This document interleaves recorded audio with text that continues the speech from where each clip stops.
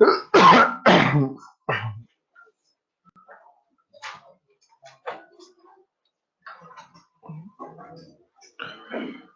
Section में बात complete कर ली थी हमने डिवीजन के बारे में। दोनों टाइप का डिवीजन हमने बात कर ली थी, mitosis and meiosis. Next topic अब जो स्टार्ट कर रहे हैं वो स्टार्ट कर रहे हैं हम एंजाइम्स। तो आपके मॉड्यूल में जो एंजाइम टॉपिक है वहां पर देखें आप। सबसे पहली बात है कि व्हाट इज एंजाइम। तो सीधा सा आंसर है एंजाइम्स आर बायोकैटालिस्ट। देखिए, हम लिविंग्स को लिविंग बनाए रखने के लिए हमारे अंदर बहुत सारी केमिकल रिएक्शंस होती हैं, जिन्हें हम बायोकेमिकल रिएक्शंस या मेटाबॉलिक रिएक्शंस कहते हैं। अब हमारी जो भी बायोकेमिकल या मेटाबॉलिक रिएक्शंस हैं वो बहुत स्लो पेस से बॉडी में चलती हैं। इसलिए उन बायोकेमिकल या मेटाबॉलिक रिएक्शंस के रेट को एक्सेलरेट करने के लिए नेचर ने हमें कुछ कैटालिस्ट प्रोवाइड किए हैं, जिन्हें हम कहते हैं बायोकैटालिस्ट। और इन्हीं बायोकैटालिस्ट का दूसरा नाम है क्या? एंजाइम्स। अब देखिए, जो एंजाइम्स हैं, mostly enzymes are made up of proteins. Mostly enzymes protein से बने हुए होते हैं, बट न्यूक्लिक एसिड भी एंजाइम की तरह बिहेव कर सकते हैं। दो टाइप के न्यूक्लिक एसिड होते हैं, DNA and RNA. DNA catalyst की तरह बिहेव नहीं करते हैं, आरएनए कैटालिस्ट की तरह बिहेव करते हैं। और जब आरएनए कैटालिस्ट की तरह बिहेव करते हैं तो उसे राइबोजाइम कहा जाता है। तो most of the enzymes are made up of proteins, some are made up of RNA, they are known as ribozyme. Enzyme किसी भी बायोकेमिकल रिएक्शंस के रेट को एक्सीलरेट करने का काम करते हैं। कैसे करते हैं? ये किसी भी प्रोसेस की एक्टिवेशन एनर्जी को कम करते हैं। ये क्या चीज है, थोड़ी देर बाद हम बात करेंगे। उससे पहले क्वेश्चन पूछा जाता है कि what is the main difference between inorganic catalyst and biocatalyst. देखिए, हम जो पढ़ रहे हैं अभी एंजाइम, वो बायोकैटालिस्ट है। वो प्रोटीन या आरएनए से बना होता है, यानी वो ऑर्गेनिक नेचर का होता है। जबकि केमिस्ट्री में कई कैटालिस्ट आप ऐसे पढ़ते हैं जो इनऑर्गेनिक होते हैं, यानी आयंस के फॉर्म में होते हैं। तो अब पूछा जा रहा है कि जो इनऑर्गेनिक कैटालिस्ट आप देखते हैं और यहाँ पर जो आप ऑर्गेनिक नेचर का बायो कैटालिस्ट पढ़ रहे हैं, इनमें मेन डिफरेंस क्या है? तो मेन डिफरेंस ये है कि जो इनऑर्गेनिक कैटालिस्ट होते हैं, वो इनऑर्गेनिक कैटालिस्ट हाई टेम्परेचर और हाई प्रेशर दोनों पर एफिशिएंटली वर्क कर लेते हैं। बट अगर एंजाइम को आप हाई टेम्परेचर या हाई प्रेशर पर ले जाए तो एंजाइम्स का स्ट्रक्चर डिस्टर्ब हो जाता है, यानी एंजाइम्स का हो जाता है डीनेचुरेशन। तो enzyme high temperature high pressure पर एफिशिएंटली वर्क नहीं कर सकते। एनसीईआरटी के डाटा के अकॉर्डिंग अगर किसी एंजाइम को आप 40 डिग्री सेल्सियस से ऊपर के टेम्परेचर पर ले जाए तो एंजाइम्स का डीनेचुरेशन स्टार्ट हो जाता है।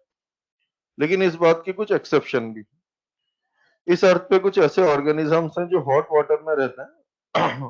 हॉट वाटर में रहने वाले इन ऑर्गेनिजम्स को थर्मोफिलिक ऑर्गेनिजम्स कहा जाता है। ये जो थर्मोफिलिक ऑर्गेनिजम्स हैं जो हॉट वाटर में रहते हैं, इन थर्मोफिलिक ऑर्गेनिजम्स के जो एंजाइम होते हैं, उनकी एक क्वालिटी होती है थर्मल स्टेबिलिटी। मतलब high temperature 80 degree, 90 degree, 100 degree तक जाने के बाद भी इन एंजाइम्स का डिनेचुरेशन नहीं होता। अब अगली बात यह है कि एंजाइम्स किसी भी प्रोसेस के रेट को बहुत इनक्रेडिबली इंक्रीज कर सकते हैं। जितना हम सोच नहीं सकते उससे भी ज्यादा एंजाइम किसी भी प्रोसेस के रिएक्शन के रेट को इंक्रीज कर सकते हैं। इससे रिलेटेड एक एग्जांपल है जो हमें याद रखना है, जो पढ़ते वक्त आपको मॉड्यूल एनसीईआरटी में मिल जाएगा। वो रिएक्शन ये है कि हम लिविंग्स की बॉडी में एक रिएक्शन होता है जिसमें CO2 वाटर से रिएक्ट करती है और फॉर्मेशन करती है किसका? H2CO3, यानी कार्बोनिक एसिड को। अगर ये रिएक्शन विदाउट एंजाइम हो रहा है तो इस प्रोसेस का रेट होता है 200 molecules of H2CO3 per hour. यानी 1 आवर तक ये प्रोसेस चलता रहेगा तो आपको H2CO3 के 200 मॉलिक्यूल मिल जाएंगे। लेकिन अगर इस प्रोसेस में हम कोई एंजाइम लें, इस प्रोसेस का एंजाइम होता है कार्बोनिक एनहाइड्रेज। कार्बोनिक एनहाइड्रेज अगर आ गया तो प्रोसेस के रेट को वो एक्सीलरेट करेगा और प्रोसेस का रेट बढ़कर हो जाएगा 6 लाख मॉलिक्यूल्स ऑफ H2CO3 पर सेकेंड। यानी एंजाइम प्रोसेस के रेट को इनक्रेडिबली इंक्रीज कर सकते हैं। इसका हिसाब किताब लगाएंगे तो आप पाएंगे कि ये 10 मिलियन टाइम्स बढ़ गया। 10 मिलियन टाइम्स रेट को इंक्रीज कर दिया यहाँ पर किसने? एंजाइम। ठीक। अब इसके बाद अगली बात आती है एक्टिवेशन एनर्जी से रिलेटेड।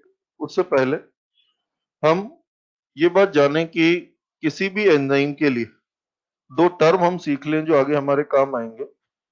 एक टर्म है आपके एक्टिव साइट और एक टर्म है आपके एलोस्टेरिक साइट। इन दोनों का क्या मीनिंग है वो यहाँ पर जान लेते हैं, active site and allosteric site.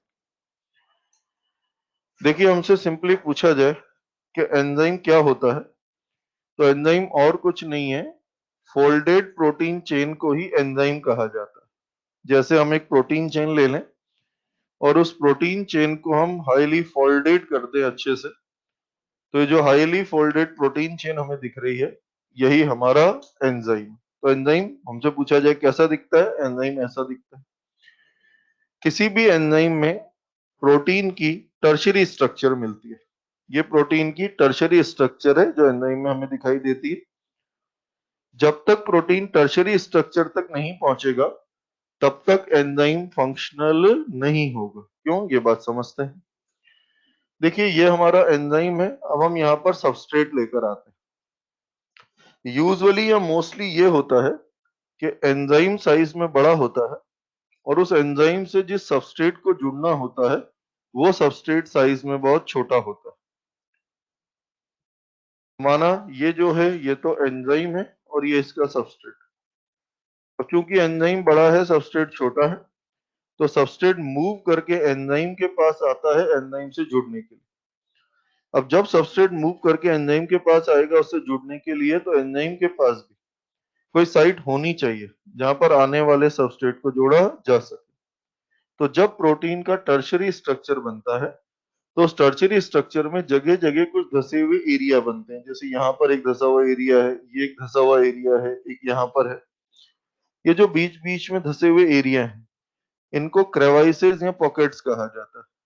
ये क्रेवाइसेस या पॉकेट टर्शियरी स्ट्रक्चर में ही बनते हैं, प्राइमरी या सेकेंडरी स्ट्रक्चर में ये क्रेवाइसेस या पॉकेट्स नहीं बनते। अब टर्शियरी स्ट्रक्चर में जो क्रेवाइसेस या पॉकेट्स बनते हैं यही वो प्लेसेस हैं जहां पर आकर सबस्ट्रेट फिट हो सकता है। तो अगर आपने प्रोटीन का टर्शियरी स्ट्रक्चर नहीं रखा किसी एंजाइम में तो क्रेवाइस पॉकेट नहीं बनेंगे, सबस्ट्रेट फिट नहीं होगा और वो एंजाइम नॉन फंक्शनल होगा। तो एंजाइम के फंक्शनल होने के लिए टर्शियरी स्ट्रक्चर होना जरूरी। अब ये सबस्ट्रेट आएगा और अपने अकॉर्डिंगली जो भी क्रेवाइस या पॉकेट इसे मिलेगा उस क्रेवाइस या पॉकेट के अंदर ये फिट हो जाएगा। एक कॉम्प्लेक्स बनेगा जिसे कहेंगे एंजाइम सबस्ट्रेट कॉम्प्लेक्स।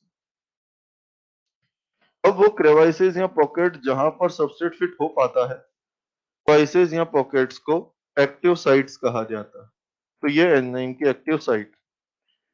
किसी भी एंजाइम में बहुत सारी एक्टिव साइट्स होती हैं, यानी एक बार में एक एंजाइम से कई सबस्ट्रेट जुड़ सकते हैं।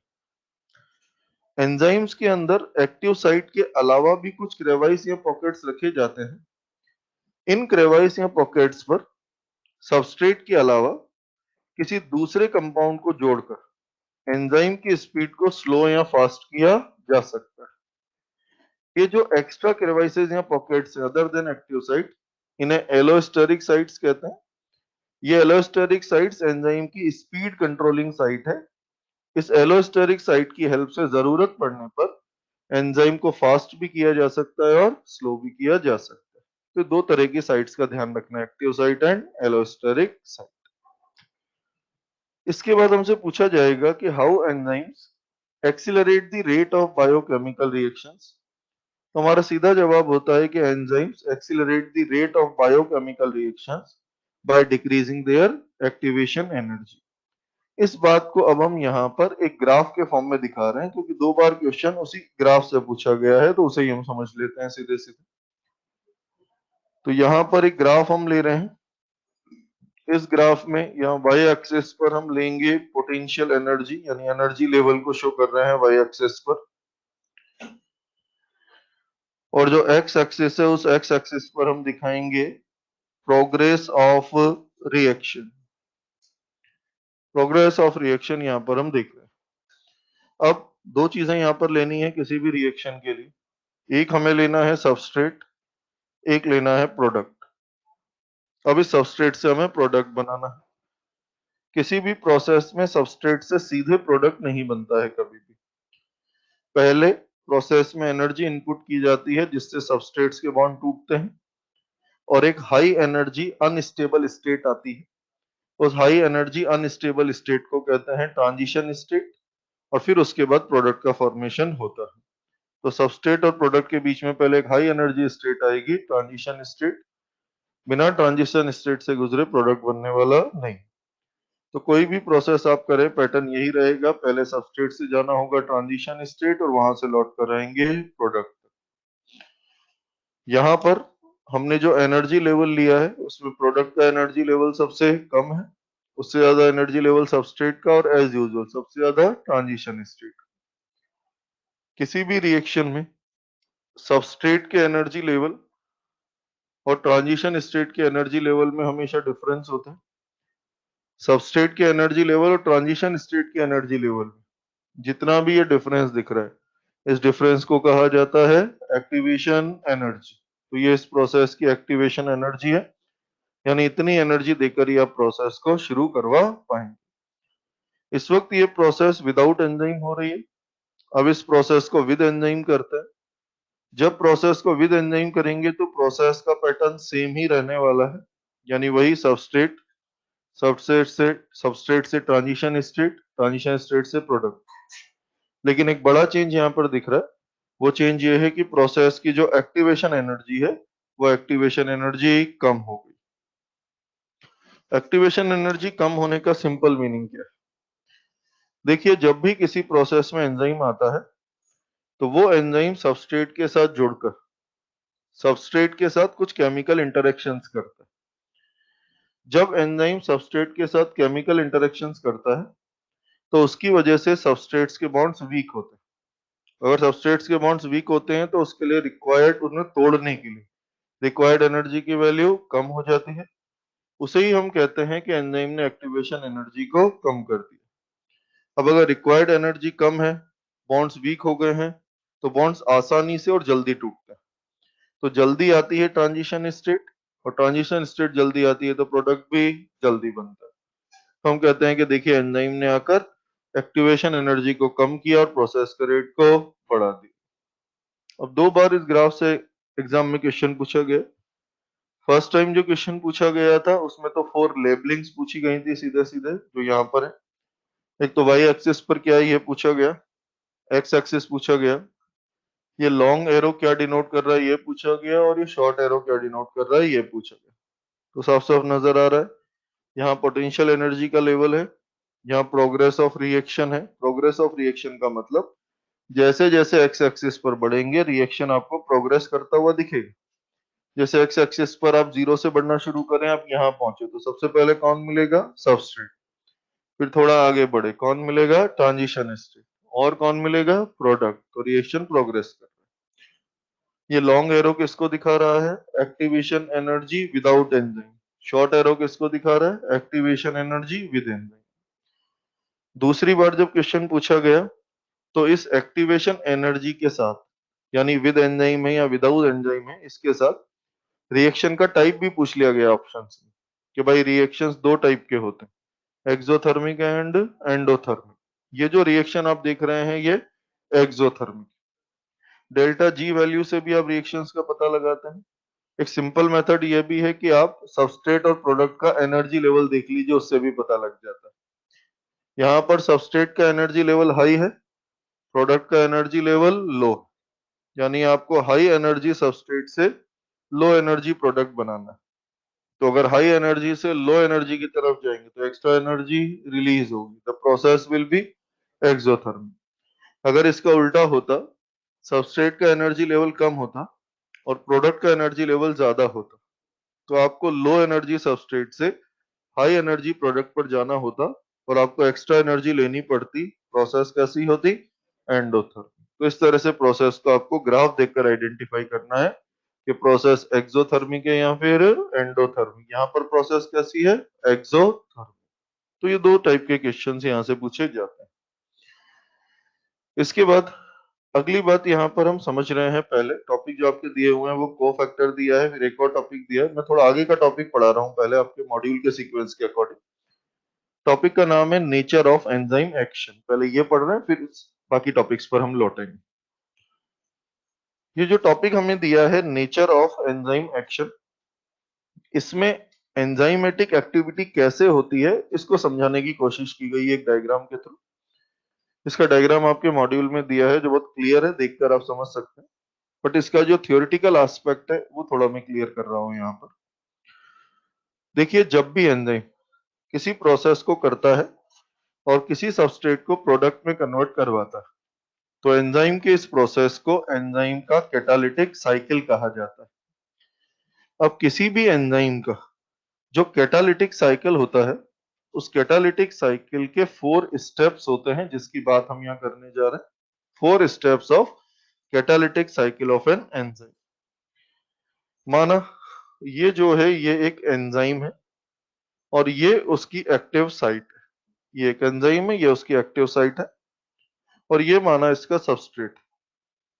अब क्या होता है, किसी भी एंजाइम की जो एक्टिव साइट होती है उसका शेप पहले से जो आपके सबस्ट्रेट होता है उसके अकॉर्डिंग नहीं होता है, उसके अकॉर्डिंग नहीं होता है। तो ये एंजाइम है, ये उसकी एक्टिव साइट है, ये सबस्ट्रेट है, दोनों का शेप अभी कॉम्प्लीमेंट्री नहीं है। अब सबसे पहले सबस्ट्रेट आता है और एंजाइम की एक्टिव साइट पर लूजली बाइंड होता है, लूजली आकर बाइंड हो। इस लूज बाइंडिंग के बाद सबस्ट्रेट और एक्टिव साइट के बीच में केमिकल इंटरेक्शंस होते हैं, यानी केमिकल रिएक्शंस होती हैं। उस केमिकल रिएक्शन से एंजाइम एक्टिवेट होता है, इंड्यूस होता है, और अपने शेप को ऑल्टर करके यानी चेंज करके सबस्ट्रेट के साथ टाइटली फिट हो जाता है और एक कॉम्प्लेक्स बन जाता है जिसे कहते हैं एंजाइम सबस्ट्रेट कॉम्प्लेक्स। यानी सबस्ट्रेट के अकॉर्डिंग एंजाइम अपने शेप को ऑल्टर कर सकता है, लेकिन ऐसा सिर्फ सबस्ट्रेट के अकॉर्डिंग ही कर पाता है। अगर कोई और कंपाउंड ले आएंगे सबस्ट्रेट के अलावा तो फिर वो एक्टिव साइट तक तो आ जाएगा, बट वो कोई केमिकल इंटरेक्शन नहीं कर पाएगा एंजाइम के साथ, तो उसके अकॉर्डिंग एंजाइम अपने शेप को ऑल्टर नहीं करेगा। यानी लॉक एंड की जैसा सिस्टम, स्पेसिफिक की आएगी तभी लॉक खुलेगा, वरना लॉक खुलने वाला नहीं। अब ये बन गया एंजाइम सबस्ट्रेट कॉम्प्लेक्स। इसके बाद जब एक्टिव साइट सबस्ट्रेट के साथ क्लोज कांटेक्ट में आ जाता है, now they are in close proximity, एक दूसरे के पास पास आ गए, तो ये एक्टिव साइट सबस्ट्रेट्स के बॉन्ड्स को तोड़वाता है, इसको तोड़ना शुरू करता है, जिससे ट्रांजिशन स्टेट आती है। ये सारा काम एक्टिव साइट के अंदर ही चलता है, ट्रांजिशन स्टेट आती है, फिर नए बॉन्ड्स बनना शुरू होते हैं, तो फॉर्मेशन होता है किसका, प्रोडक्ट। तो थोड़ी देर पहले जहां आपको सबस्ट्रेट दिख रहा था, थोड़ी देर बाद उसी जगह पर आपको सबस्ट्रेट की जगह प्रोडक्ट दिखने लगेगा। और जिस स्ट्रक्चर को आप थोड़ी देर पहले कह रहे थे एंजाइम सबस्ट्रेट कॉम्प्लेक्स, उसका नाम बदलकर अब हो जाएगा एंजाइम प्रोडक्ट कॉम्प्लेक्स। फिर लास्ट एंजाइम क्या करेगा, जब प्रोडक्ट बन जाएगा तो एंजाइम एक बार फिर अपने शेप को ऑल्टर या चेंज करता है और जो प्रोडक्ट है उसे रिलीज कर दिया। तो ऐसे टोटल 4 स्टेप्स में काम होता है। फर्स्ट स्टेप में सबस्ट्रेट आकर टू साइड पर लूजली बाइंड होगा। सेकेंड स्टेप में एंजाइम इंड्यूस होकर अपने शेप को सबस्ट्रेट के अकॉर्डिंग अल्टर करेगा, उसके साथ टाइटली फिट होगा और बनाएगा एंजाइम सबस्ट्रेट कॉम्प्लेक्स। फिर थर्ड स्टेप में इस एंजाइम सबस्ट्रेट कॉम्प्लेक्स को कन्वर्ट किया जाएगा एंजाइम प्रोडक्ट कॉम्प्लेक्स में, और फोर्थ स्टेप में एंजाइम अपनी शेप को चेंज करके प्रोडक्ट को रिलीज करे। ये पूरा कहलाता है कैटालिटिक साइकिल। अब इस कैटालिटिक साइकिल को डायग्राम तो दिया ही है, साथ ही साथ एक इक्वेशन फॉर्म में भी दिखाया गया है। वहां पर एंजाइम लिया गया, साथ में सबस्ट्रेट जोड़ा और बनाया गया आपके एंजाइम सबस्ट्रेट कॉम्प्लेक्स। फिर एंजाइम सबस्ट्रेट कॉम्प्लेक्स बदला किसमें, एंजाइम प्रोडक्ट कॉम्प्लेक्स में, और फिर एंजाइम ने प्रोडक्ट को अलग कर दिया अपने आप से। तो ये एक रिएक्शन सा दिख रहा है। इस रिएक्शन में जो फर्स्ट स्टेप है उसमें रिवर्सिबल साइन दिया गया है। इसका मीनिंग ये है कि एंजाइम और सबस्ट्रेट ने मिलकर एंजाइम सबस्ट्रेट कॉम्प्लेक्स बना लिया, तो किसी भी रिएक्शन में एंजाइम सबस्ट्रेट कॉम्प्लेक्स का बनना रिएक्शन कंप्लीट होने की गारंटी नहीं है। ऐसा नहीं है कि एंजाइम सबस्ट्रेट कॉम्प्लेक्स बन गया तो अब तो रिएक्शन होगा ही सही, नहीं ऐसा नहीं होता। कई बार क्या होता है, एंजाइम सबस्ट्रेट कॉम्प्लेक्स बना, उसके बाद किसी कारण से सपोज सेल का एनवायरनमेंट अनफेवरेबल हो गया, पीएच चेंज हो गया, टेम्परेचर चेंज हो गया, तो फिर रिएक्शन आगे नहीं बढ़ेगी, एंजाइम और सबस्ट्रेट को वापस अलग कर दिया जाए। तो एंजाइम सबस्ट्रेट कॉम्प्लेक्स वापस टूट भी सकता है, इसलिए यहाँ पर साइन कैसा लगाया गया है, रिवर्स। इसके बाद अब हम बात करते हैं एक टॉपिक कोफैक्टर के बारे में। कोफैक्टर क्या चीज है ये समझो। देखिए एंजाइम दो टाइप के होते हैं, एक होता है सिंपल एंजाइम और एक होता है कॉन्जुगेटेड एंजाइम, या इसे होलो एंजाइम भी कहा जाता है। कुछ एंजाइम्स ऐसे होते हैं जो सिर्फ प्रोटीन से बने होते हैं, उनमें प्रोटीन के अलावा और कुछ नहीं होता है। तो प्रोटीन से बने हुए एंजाइम जो सेल्फ एक्टिवेटेड रहते हैं, अपना काम खुद करते रहते हैं, उन एंजाइम्स को हम सिंपल एंजाइम कहते हैं। But most of the enzymes ऐसे हैं जिनमें दो पार्ट होते हैं, एक प्रोटीन से बना हुआ पार्ट होता है जिसे एपो एंजाइम कहते हैं, और एक नॉन प्रोटीन यानी बिना प्रोटीन वाला एक पार्ट होता है जिसे कोफैक्टर कहा जाता है। जब तक ये कोफैक्टर यानी नॉन प्रोटीन पार्ट प्रोटीन वाले पार्ट यानी एपो एंजाइम से जुड़ता नहीं है, तब तक ये एपो एंजाइम एक्टिवेट नहीं होता है। तो ऐसे एंजाइम जो सिर्फ प्रोटीन से बने हैं वो सिंपल एंजाइम, और जिनमें दो पार्ट हैं, protein part and non protein part, उन्हें कॉन्जुगेटेड या होलो एंजाइम कहा जाता है। यानी होलो एंजाइम के दो पार्ट्स हैं, protein part is apo enzyme and non protein part is cofactor. तो पहला तो यही एक क्वेश्चन है जो एग्जाम में आया हुआ आपको मिलेगा कि होलो एंजाइम इक्वल टू क्या होता है। तो holo enzyme equal to apo enzyme plus cofactor. अब ये जो कोफैक्टर है, जो प्रोटीन पार्ट यानी एपो एंजाइम के साथ जुड़कर उसे एक्टिवेट कर रहा है, ये कोफैक्टर तीन टाइप का होता है, को enzyme, metal ion, prosthetic group. अब दो टर्म्स है जिसमें गड़बड़ नहीं करना है, एक टर्म है कोफैक्टर और एक टर्म है को एंजाइम। को फैक्टर का टाइप है क्या, को एंजाइम, ठीक है, ध्यान रखना है। अब डिफरेंस क्या है, अगर एपो एंजाइम से जुड़ने वाला को फैक्टर ऑर्गेनिक नेचर का है और वो एपो एंजाइम के साथ लूजली अटैच्ड होता है, यानी थोड़े टाइम के लिए अटैच्ड होता है, ट्रांजिएंट एसोसिएशन दिखाता है। ट्रांजिएंट एसोसिएशन का मतलब है शॉर्ट ड्यूरेशन एसोसिएशन। तो अगर ऑर्गेनिक नेचर का है को फैक्टर और एपो एंजाइम के साथ लूजली बाइंड होता है, ट्रांजिएंट बाइंड होता है, यानी जितनी देर जरूरत हो बनता है फिर वापस हट जाता है, तो इसे कहेंगे आपको एंजाइम। दूसरा, अगर इनऑर्गेनिक नेचर का है और लूजली बाइंड होता है, इनऑर्गेनिक और लूजली बाइंड होता है, तो उसे कहेंगे मेटल आयन। अब चाहे को एंजाइम हो चाहे मेटल आयन, दोनों में से कोई भी, अगर ये लूजली बाइंड होने की जगह टाइटली बाइंड हो जाए, को एंजाइम है बट वो टाइटली बाइंड हो गया, मेटल आयन है बट वो टाइटली बाइंड हो गया, तो फिर उसका नाम बदलकर आप क्या कर देंगे, प्रोस्थेटिक ग्रुप। यानी कोई कंपाउंड ऐसा हो सकता है जो को एंजाइम है बट वही जरूरत पड़ने पर क्या हो सकता है, प्रोस्थेटिक ग्रुप भी हो सकता है, डिपेंड करता है कि वो लूजली बाउंड है या फिर टाइटली बाउंड। एग्जांपल्स की बात करें, को एंजाइम्स के दो, वैसे तो एग्जांपल बहुत सारे, हम एक एक दो दो एग्जांपल की बात करेंगे जो हमारे क्वेश्चन ओरिएंटेड एग्जांपल है। जो आपके को एंजाइम है उसके दो एग्जांपल जो हमारे काम के हैं वो है NAD and NADP. Different processes में आप एनएडी एनएडीपी को पढ़ते हैं। तो ये जो एनएडी एनएडीपी आप पढ़ते हैं, ये को एंजाइम्स होते हैं, ये हाइड्रोजन कैरियर की तरह काम करते हैं, यानी हाइड्रोजन्स को एक से दूसरे प्रोसेस में ले जाते हैं। यहीं से क्वेश्चन बनता है जिसकी जानकारी एनसीईआरटी पढ़ते वक्त भी आपको मिलेगी कि ये जो को एंजाइम्स होते हैं जैसे एनएडी एनएडीपी, ये विटामिन से बने होते हैं। अब कौन से विटामिन से बने होते हैं, तो आंसर है नियासिन विटामिन से। एनएडी एनएडीपी जिस विटामिन से बने हैं that is niacin. Metal ion के कई एग्जांपल्स हैं, एक दो एग्जांपल हम याद करें, जैसे अभी हमने एक एंजाइम लिया था कार्बोनिक एनहाइड्रेस। कार्बोनिक एनहाइड्रेस इस तरह से एक एंजाइम होता है कार्बोक्सीलेज। कार्बोनिक एनहाइड्रेस, कार्बोक्सीलेज, इनका मेटल आयन एक्टिवेटर होता है कौन, जिंक। इसके अलावा प्रोस्थेटिक ग्रुप का एग्जांपल देखिए, हम लिविंग्स के अंदर मेटाबॉलिक रिएक्शंस के थ्रू एक कंपाउंड बन जाता है H2O2, हाइड्रोजन पेरोक्साइड, जो टॉक्सिक होता है। अब दो एंजाइम से बॉडी में कैटेलेज एंड पेरोक्सीडेज, ये जो एंजाइम से कैटेलेज एंड पेरोक्सीडेज ये H2O2 का ब्रेकडाउन करते हैं और H2O2 का ब्रेकडाउन करके उसे वाटर और ऑक्सीजन में तोड़ देते हैं। अब H2O2 को वाटर और ऑक्सीजन में तोड़ने वाले जो एंजाइम है कैटेलेज और पेरोक्सीडेज, उनकी जो एक्टिव साइट होती है, उस एक्टिव साइट के अंदर एक ग्रुप जुड़ा होता है, वो ग्रुप होता है हीम ग्रुप। जैसे हीमोग्लोबिन का हीम ग्रुप होता है, वैसा ही हीम ग्रुप कैटेलेज और पेरोक्सीडेज एंजाइम की एक्टिव साइट के अंदर जुड़ा रहता है, टाइटली बाइंड होता है, आप अलग नहीं कर सकते, और ये सबस्ट्रेट को एक्टिव साइट पर जुड़ने में हेल्प करने के लिए होता है। तो haem group in the active site of catalase and peroxidase enzyme is an example of prostatic group, क्योंकि ये होता है टाइटली बाउंड।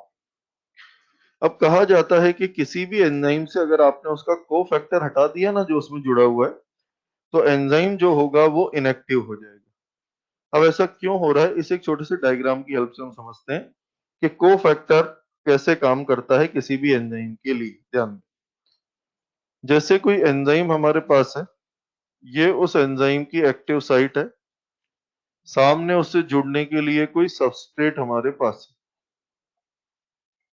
अब देखकर ही लग रहा है कि ये सबस्ट्रेट इस एक्टिव साइट में फिट नहीं हो पाएगा, तब इसकी मदद के लिए हम लाएंगे इसका कोफैक्टर। तो ये एंजाइम है और यहाँ पर इसका ये कोफैक्टर। अब पहले कोफैक्टर को लाकर हम इस एक्टिव साइट में फिट करेंगे और फिर जाकर आप सबस्ट्रेट को फिट कर सकते हैं। तो इस तरह से कोफैक्टर्स मदद करते हैं एंजाइम की उनकी रिएक्शंस में। अब सोचिए आपने ये कोफैक्टर अगर हटा दिया तो फिर एंजाइम फंक्शनल नहीं रहेगा, यानी सबस्ट्रेट से बाइंड नहीं हो पाएगा। इसलिए जो भी होलो एंजाइम्स है उनकी एक्टिविटी के लिए उनके कोफैक्टर्स का साथ में जुड़े होना जरूरी होता है। अब अगर ये लूजली बाइंड हो, काम खत्म होने के बाद हट जाए, तो ये कोएंजाइम या मेटल आयन होगा, और अगर टाइटली बाइंड है, जुड़ा हुआ ही है, तो फिर ये क्या हो जाएगा, प्रोस्टैटिक। इसके बाद बात करते हैं एंजाइम्स के नोमेनक्लेचर एंड क्लासिफिकेशन के बारे में। देखिए जो एंजाइम्स हैं, एंजाइम्स का क्लासिफिकेशन जो है वो 4 स्टेप क्लासिफिकेशन होता है। 4 स्टेप क्लासिफिकेशन है एंजाइम्स के लिए, कैसे उसे यहाँ पर समझ रहे हैं। देखिए, सबसे पहले जितने भी एंजाइम्स हैं उन्हें उनके फंक्शन के बेस पर 6 क्लासेस में डिवाइड कर दिया गया है, यानी जैसा जैसा फंक्शन है वैसे अलग अलग क्लास बना दी गई है, तो टोटल 6 क्लासेस बना दी गई। फिर क्या किया गया है, ईच क्लास को थोड़े छोटे ग्रुप्स में डिवाइड किया गया है, उन्हें कहते हैं सब क्लास।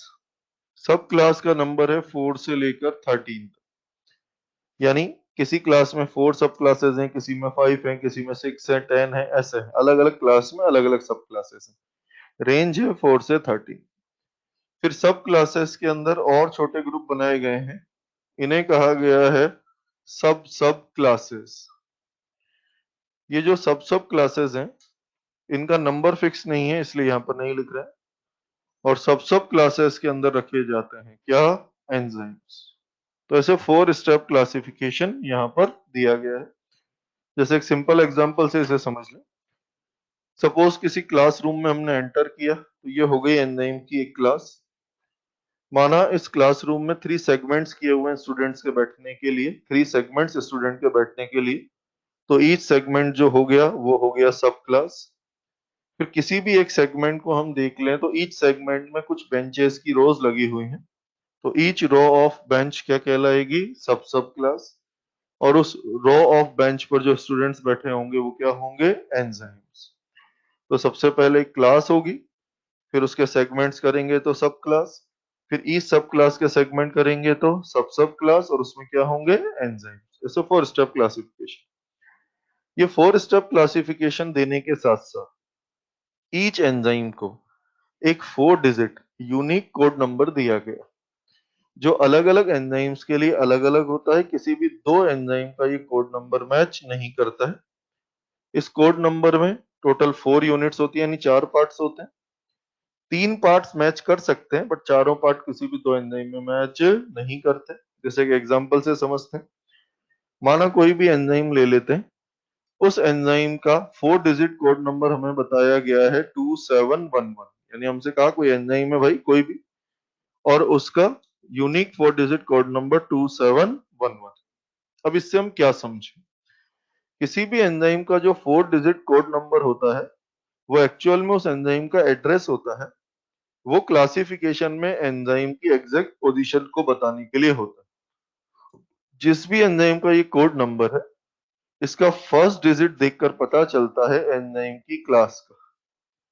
यानी यहाँ जिस भी एंजाइम की बात हो रही है वो एंजाइम्स की 6 क्लासेस में से क्लास नंबर सेकंड में मिलेगा। ठीक है। अब क्लास नंबर सेकंड में हम जाएं तो उसमें बहुत सारी सब क्लासेस हो सकती है, तो उसमें से एंजाइम हमें किस में मिलेगा? सब क्लास नंबर 7। फिर सब क्लास नंबर 7 में अगर हमने एंटर किया तो उसके अंदर बहुत सारी सब क्लासेस हो सकती हैं, तो हमें किस में एंटर करना है? सब क्लास नंबर 1। तो थर्ड डिजिट सब क्लास को दिखाने के लिए होता है। तो हमने एंटर किया क्लास नंबर 2 की सब क्लास नंबर 7 की सब क्लास 1 में। अब इसके अंदर ढेर सारे एंजाइम्स थे, हमारे काम का एंजाइम कौन सा है? फर्स्ट। तो ऐसे 4 digit code number each enzyme को दिया गया है, जिससे उसकी यूनिकनेस आती है और उसकी एग्जैक्ट पोजीशन का पता चलता है।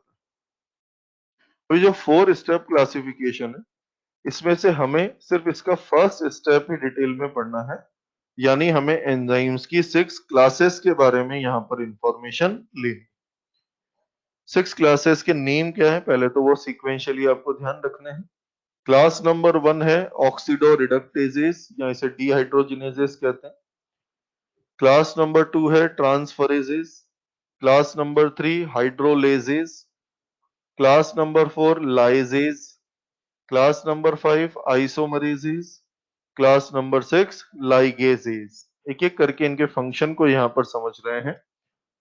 सबसे फर्स्ट क्लास जो यहाँ पर हमारे पास है, उस क्लास का नाम है आपके ऑक्सीडो रिडक्टेजेस।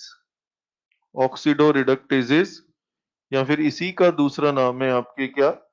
डिहाइड्रोजिनेजेस।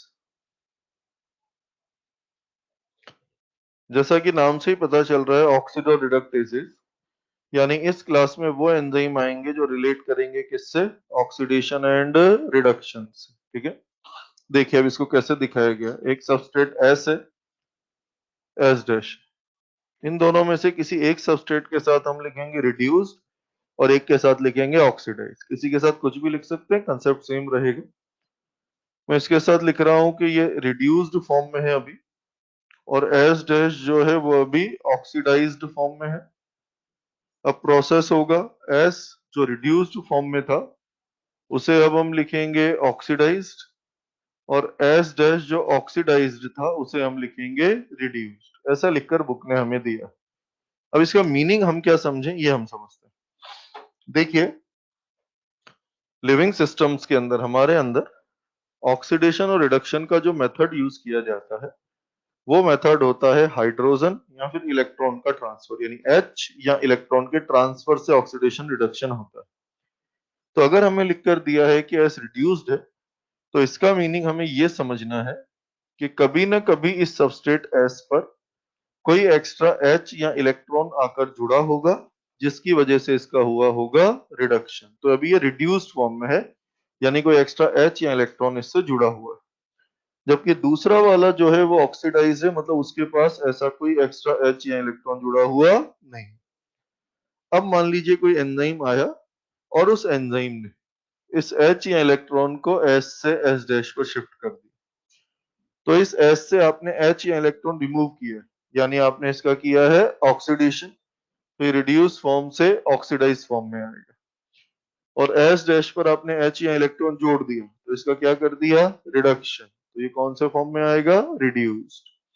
तो आगे से आप कोई भी ऐसा एंजाइम देखें जो किसी एक सबस्ट्रेट से दूसरे सबस्ट्रेट तक एच या इलेक्ट्रॉन को ट्रांसफर करवा रहा हो, तो समझ जाइए वहां एक सबस्ट्रेट का ऑक्सीडेशन हो रहा है और एक का रिडक्शन।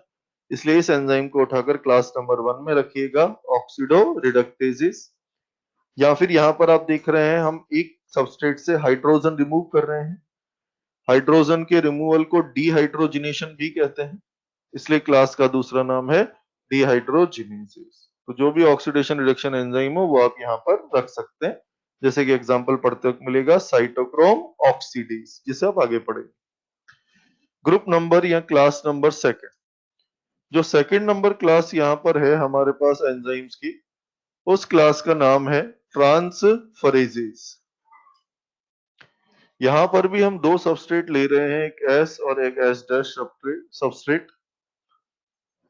अब हाइड्रोजन और इलेक्ट्रॉन के अलावा अगर कोई और ग्रुप आप ट्रांसफर करते हैं एक सबस्ट्रेट से दूसरे सबस्ट्रेट तक, जैसे मैं फॉस्फेट ग्रुप का एग्जांपल ले लेता हूं, तो आपने फॉस्फेट ग्रुप को ट्रांसफर कर दिया है एस से एस डैश पर, तो इन एंजाइम्स को उठाकर आप रखेंगे कहां पर, class number 2 transferases.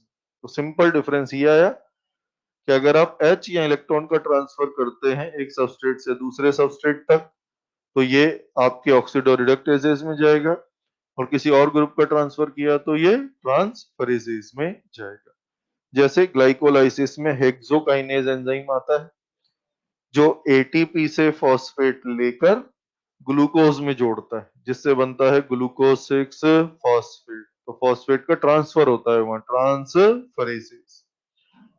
Third class जो यहाँ पर है हमारे पास, उस क्लास का नाम है हाइड्रोलेजेस।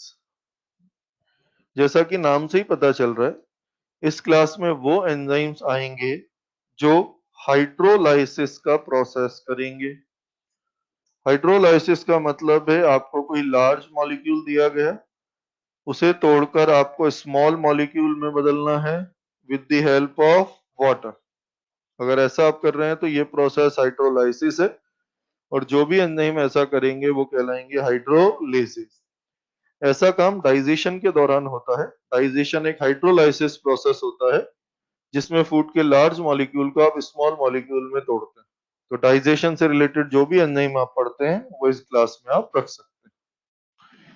हाइड्रोलाइसिस के बाद क्लास नंबर 4 जो है आपके, वो क्लास है लाइजेज। लाइजेज क्लास में वो एंजाइम रखे जाते हैं जो लाइसिस करते हैं। अभी आपने पढ़ा हाइड्रोलाइसिस, अब बात कर रहा हूं मैं लाइसिस की। यानी यहाँ पर आपके लार्ज मॉलिक्यूल है, उसे तोड़कर स्मॉल मॉलिक्यूल में आपको बदलना है, बट इस प्रोसेस में आपको वाटर की हेल्प नहीं लेनी। तो ऐसा अगर कोई एंजाइम आपको दिखता है तो उसे आप लाइजेस ग्रुप में रखेंगे। इसका एग्जांपल आप ग्लाइकोलाइसिस प्रोसेस में ही आगे जाकर पढ़ेंगे। ग्लाइकोलाइसिस प्रोसेस में एक एंजाइम होता है एल्डोलेज। वो एल्डोलेज एंजाइम फ्रक्टोज को तोड़ता है, और जब एल्डोलेज एंजाइम फ्रक्टोज को तोड़ता है तो उसके तोड़ने से PgAl एंड DHAP बनता है। इस प्रोसेस में वाटर यूज नहीं होता, तो फ्रक्टोज टूटकर PgAl DHAP का बनना ये लाइजेस ग्रुप का एग्जांपल होता है। इसी से रिलेटेड एक और बात जो क्वेश्चंस में आपके काम आएगी, ये देखा गया है कि लाइसेस क्लास के एंजाइम जब किसी लार्ज कंपाउंड को तोड़कर स्मॉल कंपाउंड से बदलते हैं, तो उन स्मॉल कंपाउंड्स में किसी न किसी में आपको कार्बन कार्बन डबल बॉन्ड मिलेगा। यानी अपने पीछे कार्बन कार्बन डबल बॉन्ड छोड़ना इनका फीचर होता है। जैसे एक छोटे से एग्जांपल से समझ लें, माना 2 कार्बन कोई कंपाउंड हमारे पास है, इस पर X ग्रुप जुड़ा हुआ है, इस पर Y ग्रुप जुड़ा हुआ है। अब इस कंपाउंड को हम बिना वाटर के तोड़ रहे हैं, तो सबसे पहले इसका X और Y ग्रुप जो है वो यहाँ से रिमूव करेंगे, और रिमूव करके X और Y ग्रुप को आपस में जोड़ देंगे, तो ये कंपाउंड बन गया। बट ऐसा करने से कार्बन की वैलेंसी फ्री हो गई। कार्बन की वैलेंसी फ्री होगी तो अभी कार्बन कार्बन के बीच सिंगल बॉन्ड है, अब क्या हो जाएगा, डबल बॉन्ड। तो यहाँ पर आपने एक लार्ज मॉलिक्यूल को तोड़ा और दो स्मॉल मॉलिक्यूल में बदला और दिख रहा है डबल बॉन्ड। अब इससे रिलेटेड वो लैंग्वेज जो एनसीईआरटी पर तक मिलेगी और क्वेश्चंस में आपको जरूरत पड़ेगी, पढ़ने को मिलेगा कि एंजाइम्स ऑफ दिस क्लास मतलब lyses, enzymes of this class catalyzes the removal of groups by the mechanism other than hydrolysis। यानी इस क्लास के एंजाइम्स ग्रुप के रिमूवल को कैटालाइज करते हैं, यस करते हैं, बट उनका मैकेनिज्म हाइड्रोलाइसिस नहीं होता, कोई और मैकेनिज्म होता है। तो enzymes of this class catalyzes the removal of groups by the mechanism other than hydrolysis and leaving the double bond, और अपने पीछे क्या छोड़कर जाते हैं? डबल। ऐसी लैंग्वेज हो तो फिर समझ जाइए किसकी बात हो रही है? लाइजेस। इसके बाद क्लास नंबर 5। क्लास नंबर 5 है आपके आइसोमरेजेस। जैसा कि नाम से ही पता चल रहा है, इस क्लास में वो एंजाइम रखना जो आइसोमर्स का इंटर कन्वर्जन करते हैं। जैसे पीजीएल एंड डीएचएपी एक दूसरे के आइसोमर्स हैं, कोई उनका इंटर कन्वर्जन कर रहा हो तो इस क्लास में रख दीजिए। ग्लूकोज एंड फ्रक्टोज एक दूसरे के आइसोमर्स हैं, कोई उनका इंटर कन्वर्जन कर रहा हो तो उसे इस क्लास में रख दीजिए। तो जो भी इंटर कन्वर्जन करें आइसोमर्स का वो जाएंगे किसमें? आइसोमरेजेस। अब एक छोटा सा लॉजिकल क्वेश्चन इससे रिलेटेड, उसे समझते हैं। जैसे कोई 3 कार्बन कंपाउंड हमारे पास है और उसके 3rd कार्बन पर फॉस्फेट ग्रुप जुड़ा हुआ है। अब हमसे कहा चलो इसका आइसोमर आप बना। तो इसका आइसोमर अगर हमें बनाना हो तो ध्यान रखना है कि इसमें 3 कार्बन है तो आइसोमर में भी 3 कार्बन होंगे। इसमें अगर 1 फॉस्फेट है तो आइसोमर में भी 1 फॉस्फेट होगा। तो फिर आइसोमर बनाएं कैसे? फॉस्फेट की पोजीशन को चेंज कर दीजिए। फॉस्फेट 3rd कार्बन पर था, उसकी पोजीशन चेंज करके कौन से कार्बन पर ले आइए? 2nd कार्बन पर। सही है, तो ये आइसोमराइजेशन हुआ। क्वेश्चन ये पूछ रहे हैं सिंपल सा कि यहाँ पर जब आपने ट्रांसफरेजेस ग्रुप के एंजाइम पढ़े तो उन्होंने भी फॉस्फेट ट्रांसफर किया था, और यहाँ पर जो आप आइसोमरेजेस पढ़ रहे हो वो भी फॉस्फेट ट्रांसफर कर रहे हैं। तो जब दोनों ही तरह के एंजाइम फॉस्फेट ट्रांसफर का ही काम कर रहे हैं तो फिर सेम क्लास में क्यों नहीं रख दिया? अलग अलग क्लास में क्यों रख रहे हो? अलग अलग क्लास में इसलिए रख रहे हैं क्योंकि दोनों जगह शिफ्टिंग का टाइप अलग है। यहाँ पर जो शिफ्टिंग हुई है वो इंटर मॉलिक्यूलर शिफ्टिंग है। इंटर मॉलिक्यूलर शिफ्टिंग मतलब एक मॉलिक्यूल से दूसरे मॉलिक्यूल, जबकि यहाँ पर जो शिफ्टिंग हुई है वो इंट्रा मॉलिक्यूलर, एक ही मॉलिक्यूल के अंदर शिफ्टिंग हुई। तो क्वेश्चन पढ़ते वक्त छोटी सी बात है बट इसका ध्यान रखें। अगर किसी भी सब्सटेंस का, चाहे फॉस्फेट हो, हाइड्रोजन हो, इलेक्ट्रॉन हो, कुछ भी हो, अगर उसकी इंट्रा मॉलिक्यूलर शिफ्टिंग हो रही है तो वो फिर आइसोमराइजेशन चल रहा है। और अगर शिफ्टिंग इंटर मॉलिक्यूलर है, सबस्ट्रेट टू सबस्ट्रेट, तो फिर ये पहला और दूसरा ग्रुप रोल में आएंगे। तो हाइड्रोजन इलेक्ट्रॉन का इंटर वाला ट्रांसफर करोगे तो ग्रुप फर्स्ट, यही ट्रांसफर अगर इंट्रा कर दिया तो ग्रुप नंबर 5 हो जाएगा। ये बात ध्यान रखनी। इसके बाद क्लास नंबर 6। क्लास नंबर 6 का नाम है लाइगेजेस। लाइगेस का मतलब होता है ज्वाइनिंग या जोड़ना, यानी इसमें वो एंजाइम्स आप रखेंगे जो स्मॉल मॉलिक्यूल्स को जोड़कर लार्ज मॉलिक्यूल्स का फॉर्मेशन करते हैं। ठीक, स्मॉल मॉलिक्यूल को जोड़ेंगे और लार्ज मॉलिक्यूल बनाएंगे। सबसे अच्छा एग्जांपल आप पढ़ते हैं डीएनए लाइगेज, जो कि न्यूक्लियोटाइड्स को जोड़कर पॉलीन्यूक्लियोटाइड चेन बनाने में हेल्प करता है। तो टोटल ये 6 क्लासेस हैं। अगर हाइड्रोजन इलेक्ट्रॉन का ट्रांसफर करोगे तो ऑक्सीडेशन एंड रिडक्शन होगा, तो उसे कहेंगे ऑक्सीडो रिडक्टेजेस या डिहाइड्रोजनेजेस। हाइड्रोजन इलेक्ट्रॉन के अलावा किसी और ग्रुप का ट्रांसफर करोगे तो ट्रांसफरेजेस। वाटर की हेल्प से स्प्लिटिंग करोगे तो हाइड्रोलाइजेस। बिना वाटर के स्प्लिटिंग करोगे तो लाइजेस। आइसोमर्स का इंटर कन्वर्जन करोगे तो आइसोमरेजेस, या फिर इंट्रामोलिकुलर शिफ्टिंग भी इसमें होगी। और ज्वाइनिंग ऑफ कंपाउंड्स करोगे तो लाइगेसेस। तो ये एंजाइम्स का क्लासिफिकेशन है जिसमें 6 क्लासेस का हमें ध्यान रखना। इसके बाद अब बात करते हैं एंजाइम्स को अफेक्ट करने वाले फैक्टर्स के बारे में। देखिए, एंजाइम्स को अफेक्ट करने वाले फैक्टर्स के बारे में सबसे पहली बात जो आपको ध्यान रखनी हो, याद ये ध्यान रखनी है कि कोई भी कंडीशन या फैक्टर जो कि प्रोटीन के टर्शरी स्ट्रक्चर को डिस्टर्ब कर सकता है वो एंजाइम की एक्टिविटी को अफेक्ट कर सकता है। क्योंकि अभी थोड़ी देर पहले हमने जाना कि जो एंजाइम्स होते हैं उनके अंदर प्रोटीन का टर्शरी स्ट्रक्चर ही मिलता है, और टर्शरी स्ट्रक्चर होने पर ही एंजाइम फंक्शनल होते हैं।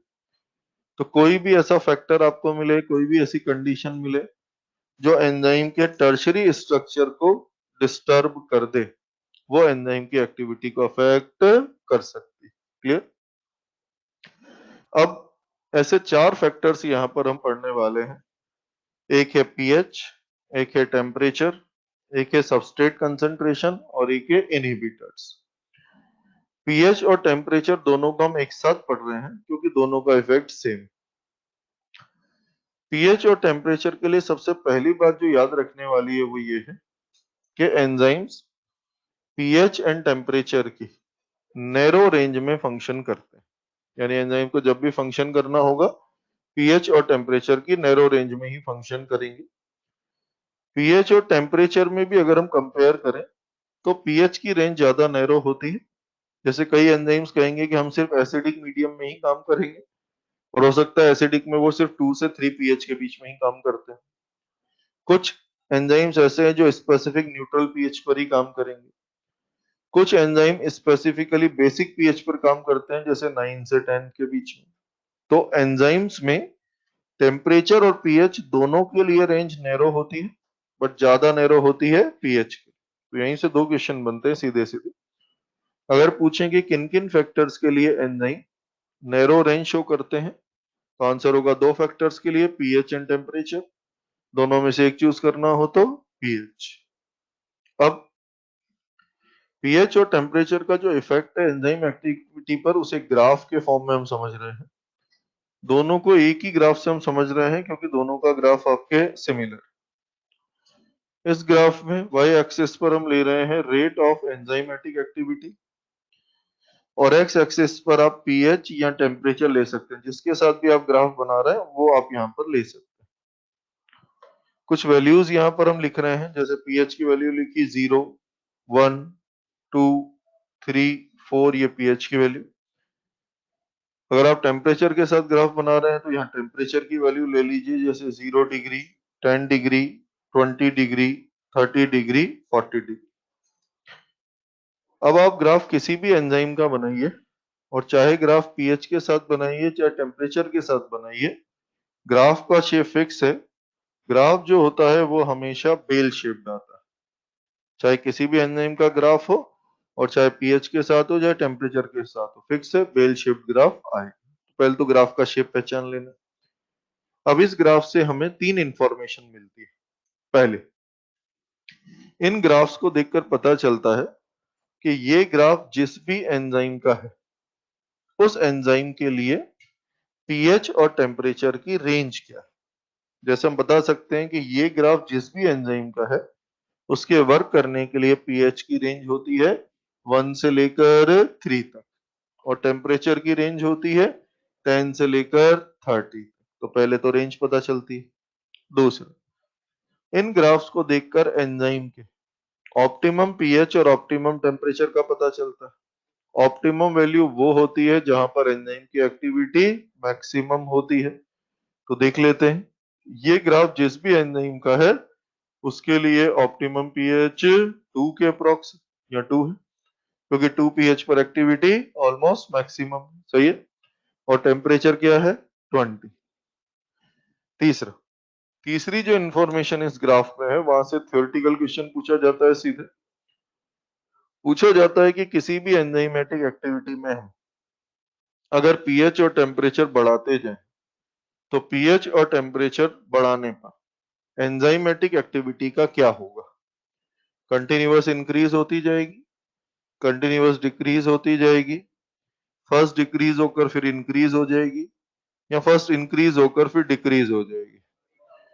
जैसा कि ग्राफ में हम देख पा रहे हैं, जैसे जैसे हम पीएच या टेम्परेचर का वैल्यू बढ़ाते हैं वैसे वैसे एंजाइमेटिक एक्टिविटी इंक्रीज होती है और वापस डिक्रीज होती है।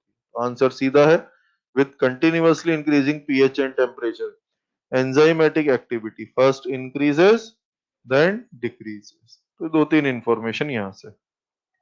इसके बाद एंजाइम पर टेम्परेचर के इफेक्ट से रिलेटेड एक और इंफॉर्मेशन।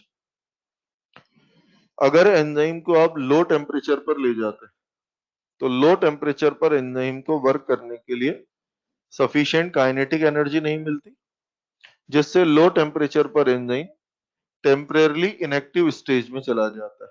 टेम्परेरली इनएक्टिव हो जाता है, उसे वापस नॉर्मल टेम्परेचर पर लाएंगे तो एक्टिव हो जाएगा।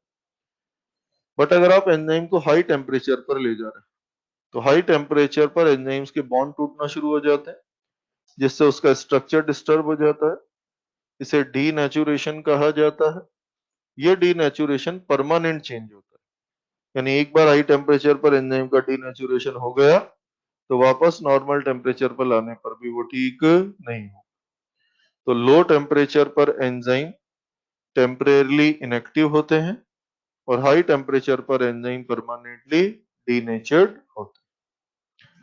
ये बात की हमने पीएच और टेम्परेचर के इफेक्ट की।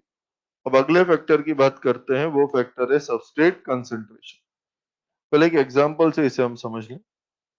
जैसे कोई सिस्टम हमारे पास है, उस सिस्टम में हमारे पास 10 एंजाइम्स है और ईच एंजाइम में 5 एक्टिव साइट्स हैं, यानी टोटल अवेलेबल एक्टिव साइट्स हमारे पास 50। अब हमने क्या किया, इस सिस्टम में सबस्ट्रेट्स ऐड करना शुरू किया। सबसे पहले हमने सिस्टम में 30 सबस्ट्रेट्स को ऐड किया। वो 30 सबस्ट्रेट जाकर जुड़े 30 एक्टिव साइट से और माना विद इन मिनट उन्हें प्रोडक्ट में कन्वर्ट कर दिए गए। तो हम कहेंगे कि जब हमने 30 सबस्ट्रेट्स को ऐड किया तो प्रोसेस का रेट आया 30 प्रोडक्ट पर मिनट। फिर हमने 40 सबस्ट्रेट्स को ऐड किया, वो जाकर 40 एक्टिव साइट से जुड़े, प्रोडक्ट में बदल गए, रेट आया 40 प्रोडक्ट पर मिनट। फिर हमने 50 सबस्ट्रेट्स ऐड किए, रेट फिर बढ़ा 50 प्रोडक्ट पर मिनट। यानी जैसे जैसे हम सबस्ट्रेट ऐड करते जा रहे हैं प्रोसेस का रेट बढ़ता जा रहा है। अब हमने प्रोसेस में 60 सबस्ट्रेट्स को ऐड किया और 60 सबस्ट्रेट्स को ऐड करके हमने तो यही सोचा कि अब रेट बढ़कर होने वाला है 60 प्रोडक्ट पर मिनट, बट ऐसा हुआ नहीं।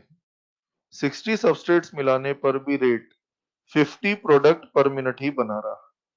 फिर हमने सबस्ट्रेट और बढ़ाया 70, 80, 90, 100, लेकिन हमने पाया हम कितना भी सबस्ट्रेट बढ़ाते जाएं रेट कांस्टेंट ही हो गया है और वो रेट फिक्स हो गया है कि इस पर 50 प्रोडक्ट पर मिनट। ऐसा इसलिए हो रहा है क्योंकि सिस्टम में अवेलेबल एक्टिव साइट्स ही 50, यानी एक बार में आप ज्यादा से ज्यादा सिस्टम में 50 सबस्ट्रेट्स ही बाइंड कर सकते हैं, उससे ज्यादा बाइंड नहीं कर सकते। तो अब आप कितना भी सबस्ट्रेट बढ़ा लो रेट बढ़ने वाला नहीं है, the rate become constant.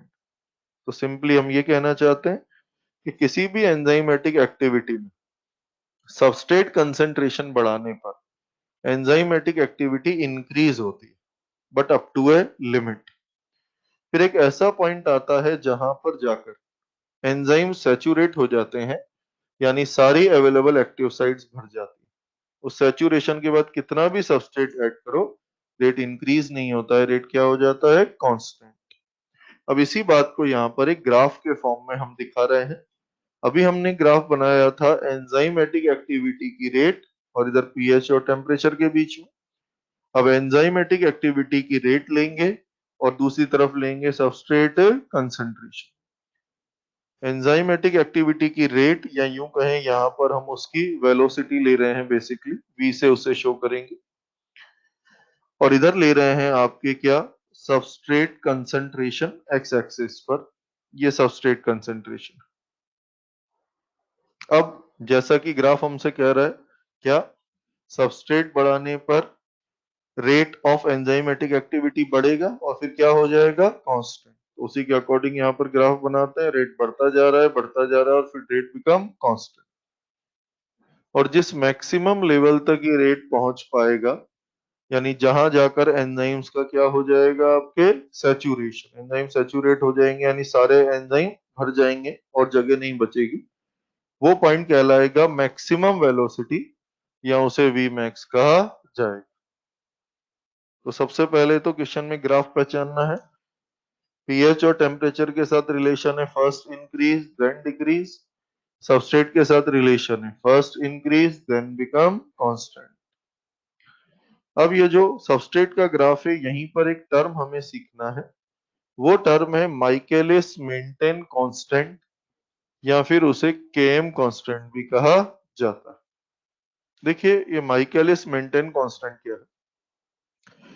Scientist माइकेलिस और मेंटेन ने एंजाइमेटिक एक्टिविटी की वेलोसिटी और सबस्ट्रेट कंसंट्रेशन के बीच में रिलेशन एस्टेब्लिश करने के लिए स्टडी की थी।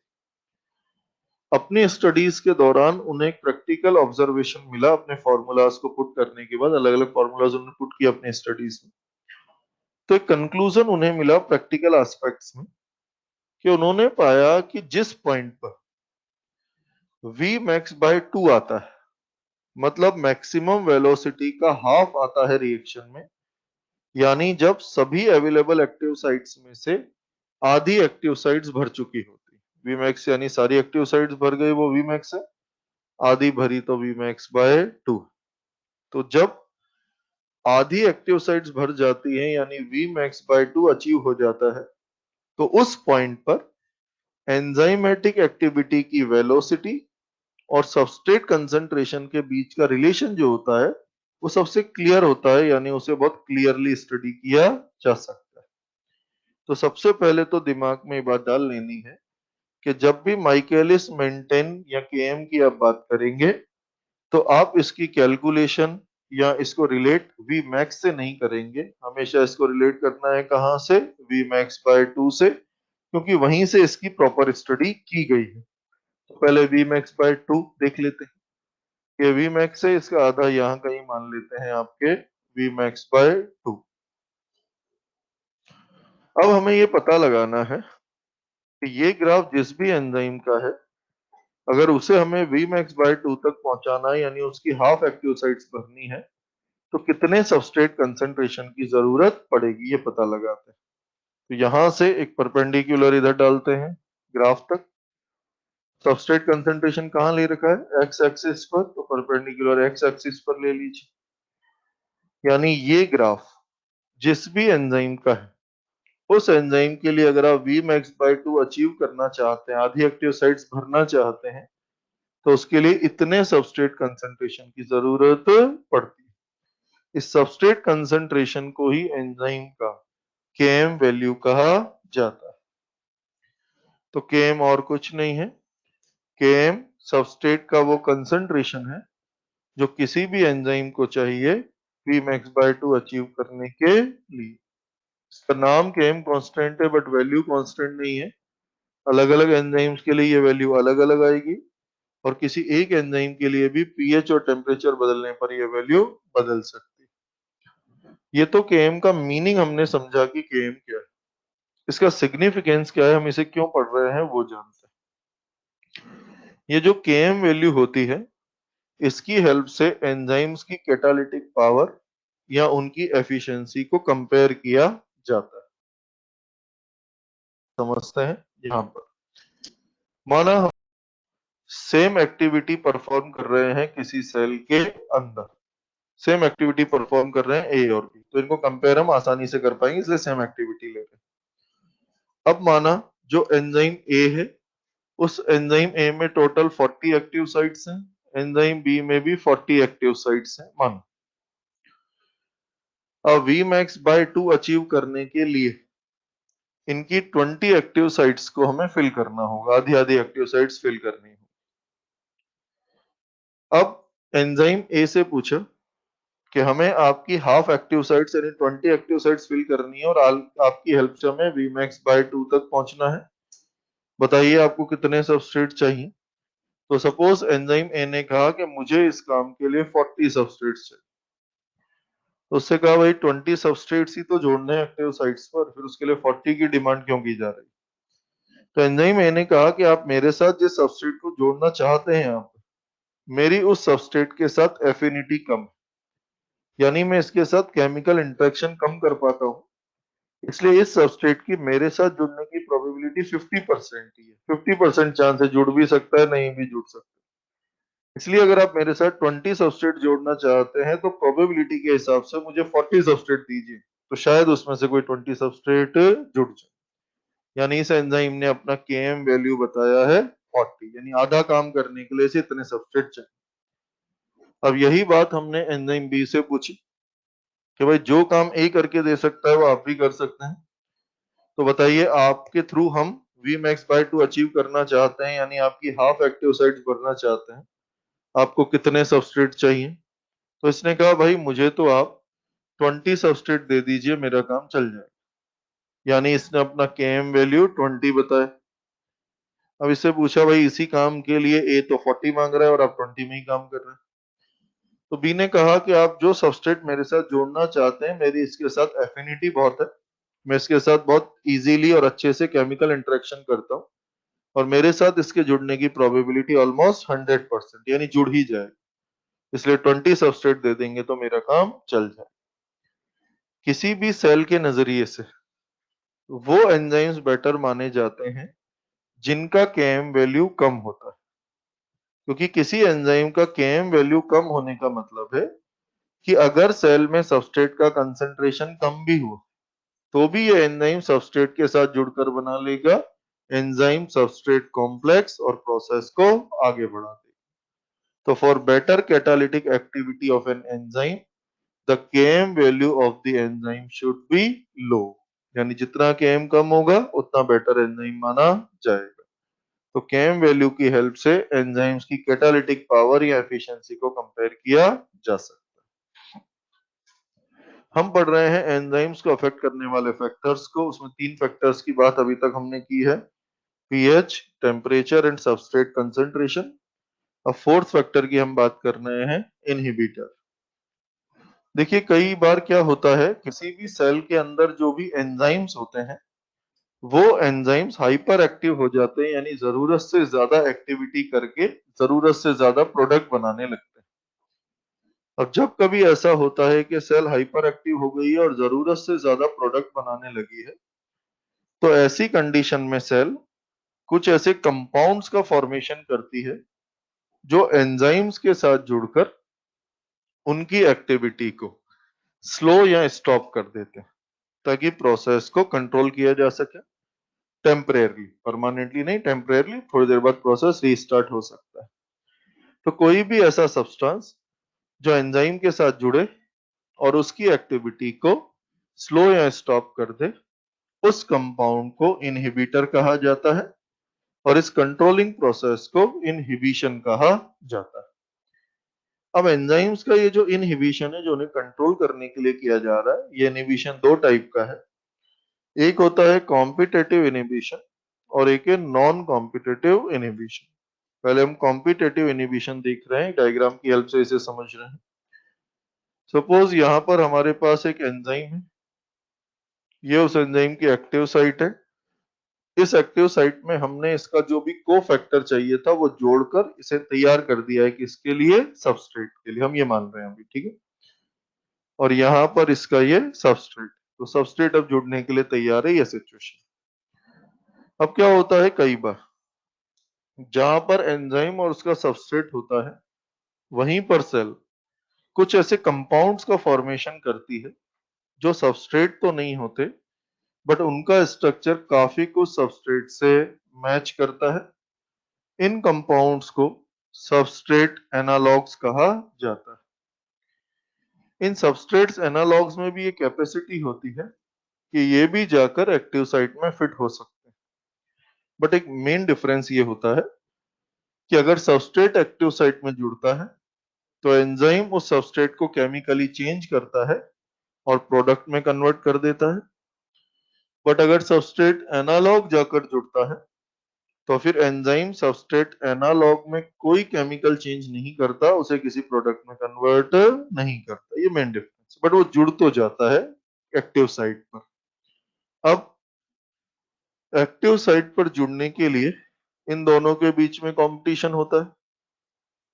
अगर सेल को प्रोसेस चलाए रखना है तो सबस्ट्रेट का कंसंट्रेशन हाई रखा जाता है, क्योंकि दोनों के बीच में जब एक्टिव साइट पर जुड़ने के लिए कंपटीशन होगा तो वही जीतेगा जिसका कंसंट्रेशन ज्यादा हो।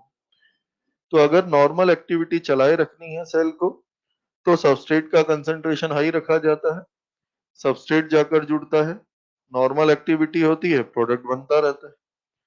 बट सेल को लगता है कि अब थोड़ी देर प्रोसेस रोकना है, तो फिर सबस्ट्रेट एनालॉग, जिसे यहाँ हम कॉम्पिटेटिव इनहिबिटर भी कह सकते हैं, उस कॉम्पिटेटिव इनहिबिटर का कंसंट्रेशन बढ़ाया जाता है, जिससे ये जाकर एक्टिव साइट पर बाइंड होता है, सबस्ट्रेट को जुड़ने की जगह नहीं मिलती और प्रोसेस वहीं पर रुक जाता है। तो यहाँ पर कंपटीशन की वजह से प्रोसेस रुक रहा है, इसलिए इसे कॉम्पिटेटिव इनहिबिशन कहा जाता है। ये रिवर्सिबल प्रोसेस है, क्योंकि थोड़ी देर बाद ये कॉम्पिटिटिव इनहिबिटर अपने आप हटता है। ये बाइंडिंग परमानेंट नहीं होती है, रिवर्सिबल बाइंडिंग होती है। अपने आप थोड़ी देर बाद इनहिबिटर हटेगा, फिर वापस जुड़ेगा, फिर हटेगा, ऐसे जुड़ता हटता रहता है ताकि प्रोसेस को कंट्रोल किया जा सके। तो ये रिवर्सिबल प्रोसेस होता है, परमानेंट नहीं। अब ये जो कॉम्पिटिटिव इनहिबिशन है रिवर्सिबल टाइप का, इसके दो एग्जांपल्स हमें याद करने हैं। हमारी बॉडी में एक प्रोसेस होता है क्रेब्स साइकिल, माइटोकॉन्ड्रिया में। उस क्रेब्स साइकिल में कई स्टेप्स होते हैं। उसमें से एक स्टेप ऐसा है क्रेब्स साइकिल का जिसमें हमें सक्सिनिक एसिड को कन्वर्ट करना होता है फ्यूमेरिक एसिड में। सक्सिनिक एसिड कन्वर्ट होता है किसमें? फ्यूमेरिक एसिड में। और इस स्टेप को कैटालाइज करने वाला एक एंजाइम होता है। उस एंजाइम का नाम होता है सक्सिनिक डिहाइड्रोजिनेज एंजाइम होता है। अब कभी कभी सेल की रिक्वायरमेंट के अकॉर्डिंग ये जो स्टेप चल रहा है क्रेब्स साइकिल का, इसे रोकना पड़ता है टेम्परेरी। तो इसके लिए एक सबस्ट्रेट एनालॉग या कॉम्पिटिटिव इनहिबिटर सेल के पास होता है। उस कॉम्पिटिटिव इनहिबिटर का नाम है मेलोनिक एसिड या मेलोनेट इसे कहा जाता है। गड़बड़ मत कीजिएगा, ये मेलोनिक एसिड है और एक होता है मैलिक एसिड। तो मैलिक एसिड नहीं, क्या? Malonic acid. तो मेलोनिक एसिड या मेलोनेट जो यहाँ पर है वो सबस्ट्रेट एनालॉग है। सक्सिनिक एसिड सबस्ट्रेट है और मेलोनिक एसिड सबस्ट्रेट एनालॉग। अब क्या होगा जब भी प्रोसेस को टेम्परेरली रोकना हो, तो मेलोनिक एसिड का कंसंट्रेशन बढ़ेगा सेल में, जिससे मेलोनिक एसिड जाकर सक्सिनिक डिहाइड्रोजिनेज की एक्टिव साइट से जुड़ेगा, जिससे सक्सिनिक एसिड को जुड़ने की जगह नहीं मिलेगी और अपने आप ये प्रोसेस रुक जाएगा। तो the inhibition of formation of fumaric acid by the malonic acid, fumaric acid का बनना रोक दिया आपने मेलोनिक एसिड की हेल्प से। सही है? तो ये किसका एग्जांपल है? Competitive inhibition. और जैसा बताया रिवर्सिबल प्रोसेस है, थोड़ी देर बाद अपने आप मेलोनिक एसिड हटेगा, प्रोसेस स्टार्ट हो जाएगा। दूसरा एग्जांपल, कॉम्पिटिटिव इनहिबिशन का यूज बैक्टीरियल पैथोजेंस की ग्रोथ को रोकने में किया जाता है। देखिए, जब कोई पैथोजेनिक बैक्टीरिया यानी डिजीज कॉजिंग बैक्टीरिया हमारी बॉडी में एंटर करता है, तो हमारी बॉडी में जाकर तेजी से वो अपनी ग्रोथ करता है, जिससे हमें डिजीज होता है। तो बैक्टीरिया की ग्रोथ अगर हमें अपनी बॉडी में रोकनी है, तो उसके लिए हम कॉम्पिटिटिव इनहिबिशन की हेल्प ले सकते हैं। कैसे, इसे समझते हैं। जब कोई पैथोजेनिक बैक्टीरिया हमारी बॉडी में एंटर करता है, तो उसके पास पहले से अपना एक कंपाउंड होता है। कंपाउंड का नाम है पैरा एमिनो बेंजोइक एसिड। ये कंपाउंड है बैक्टीरिया के पास। फिर बैक्टीरिया क्या करता है? अपने एक एंजाइम की हेल्प से इसे कन्वर्ट करता है एक दूसरे कंपाउंड में। उस कंपाउंड का नाम होता है आपके फॉलिक एसिड। अब जैसे जैसे बैक्टीरिया में ये फॉलिक एसिड बनता है, वैसे वैसे बैक्टीरिया मल्टीप्लिकेशन करता है, अपना नंबर बढ़ाता है, हमारी बॉडी में ग्रोथ करता है। अगर हम किसी तरीके से बैक्टीरिया में फॉलिक एसिड का सिंथेसिस रोक सके, तो उसकी ग्रोथ को रोक सकते हैं। अब इसके लिए हम कॉम्पिटिटिव इनहिबिशन की मदद लेंगे। इसके लिए हमने कुछ मेडिसिन बनाई हैं जिनका नाम है आपके सल्फर ड्रग्स। इन सल्फर ड्रग्स को इस तरीके से बनाया गया है कि इनका स्ट्रक्चर पैरामिनो बेंजोइक एसिड से मैच करता है। यानी यहाँ पर पैरामिनो बेंजोइक एसिड सबस्ट्रेट है और ये सबस्ट्रेट एनालॉग। अब हम बाहर से इन सल्फर ड्रग्स को लेते हैं मेडिसिन के फॉर्म में, बॉडी में ब्लड में जाती हैं, जहां बैक्टीरिया होता है वहां पहुंचती हैं, बैक्टीरिया में एंटर करती, और बैक्टीरिया में एंटर करने के बाद ये इस एंजाइम की एक्टिव साइट से जुड़ती। अगर एंजाइम की एक्टिव साइट से ये जुड़ जाती हैं तो इसको जुड़ने का चांस नहीं मिलता और फॉलिक एसिड का सिंथेसिस बंद हो जाता है। तो the inhibition of folic acid synthesis in bacteria by sulphur drugs is an example of competitive inhibition. But जैसा हमने कहा, ये तो रिवर्सिबल, थोड़ी देर बाद वापस स्टार्ट हो जाएगा। इसीलिए कॉम्पिटिटिव इनहिबिशन पर बेस्ड जो मेडिसिन होती हैं, उन्हें हमें लगातार कई दिन तक लेना होता है। लगातार कई दिन तक ये मेडिसिन लेते रहेंगे, तो लगातार कई दिन तक बैक्टीरिया में फॉलिक एसिड सिंथेसिस रुका रहेगा और तब उसे परमानेंटली किल किया जा सके। तो ये दो एग्जांपल लिए हमने किसके, कॉम्पिटिटिव इनहिबिशन। अब इनहिबिशन का सेकंड टाइप यहां पर हम ले रहे हैं जिसे हम कहते हैं non competitive inhibition. Non competitive inhibition समझने के लिए जो डायग्राम हम ले रहे हैं उसमें हम एंजाइम की एक्टिव साइट दिखा रहे हैं और साथ में दिखा रहे हैं एलोस्टेरिक साइट। ये वो साइट है जहां से एंजाइम की स्पीड को कंट्रोल कर सकते हैं। ध्यान रहे एलोस्टेरिक साइट एंजाइम का इनहिबिशन भी करवा सकती है और एक्टिवेशन भी करवा सकती है। हम यहाँ पर अभी सिर्फ इनहिबिशन पढ़ेंगे, एक्टिवेशन नहीं, बट करवा ये दोनों सकती है एलोस्टेरिक साइट। कैसे देखते हैं। अब यहाँ पर एक्टिव साइट है और जुड़ने के लिए ये एंजाइम का सबस्ट्रेट। अब हम इनहिबिटर लेकर आते हैं।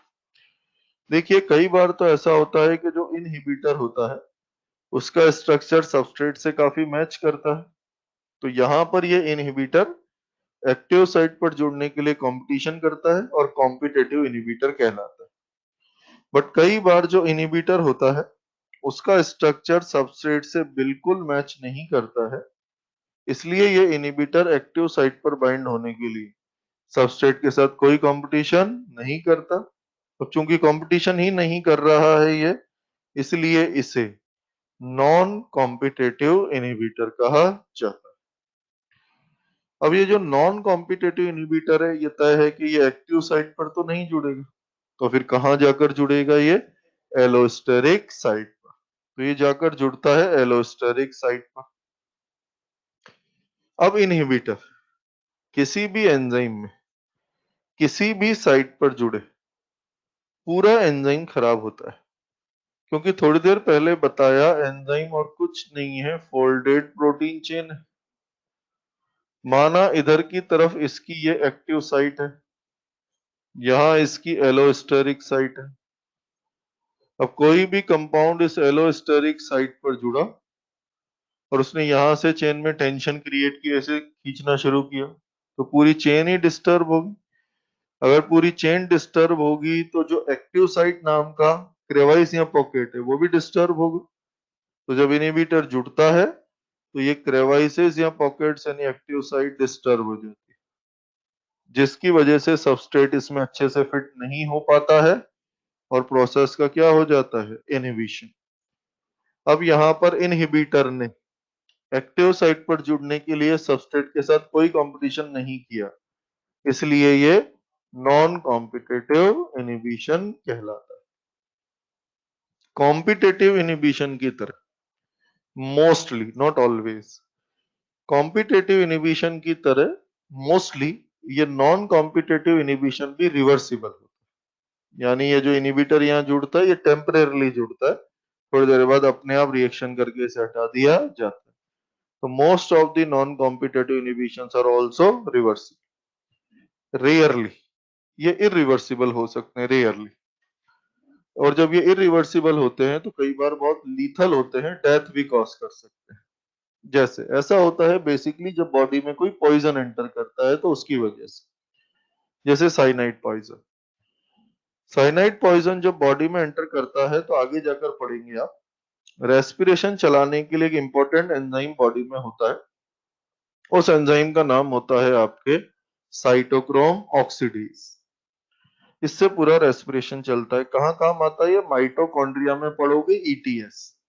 ईटीएस के एंड में ये काम आएगा, साइटोक्रोम ऑक्सीडेज।